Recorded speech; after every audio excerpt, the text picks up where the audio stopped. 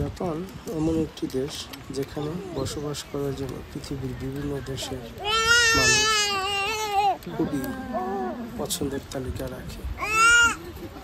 একদিকে পরিষ্কার পরিচ্ছন্নতা, সৌন্দর্য, প্রাকৃতিক সৌন্দর্য, অর্থনৈতিক অবস্থা এবং মানুষের অমায়িক ব্যবহার সব কিছু মিলিয়ে বসবাসের জন্য উপযোগী এবং অন্যতম একটি দেশ।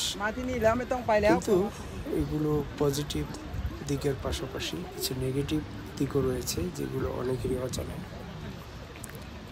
এখানে জীবনযাত্রার মান যেমন উন্নত, ব্যয়ও ঠিক অনেক বেশি। গত 2 যুগের মধ্যে মানুষের ইনকাম খুব বেশি একটা বাড়েনি সরকারি দিক নির্দেশনার আলোকে, কিন্তু ব্যয় বেড়েছে কয়েক গুণ।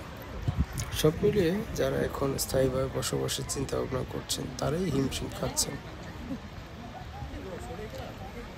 অন্যদিকে শিক্ষা ব্যবস্থা অনেক ব্যয়বহুল।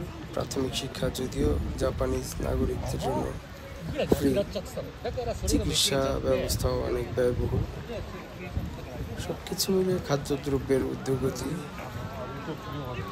এসব পরিস্থিতির কারণে যারা স্থায়ীভাবে বসবাস করার চিন্তা ভাবনা করছে তারা এখন অনেকে বিকল্প ভাবতে শুরু করেছেন।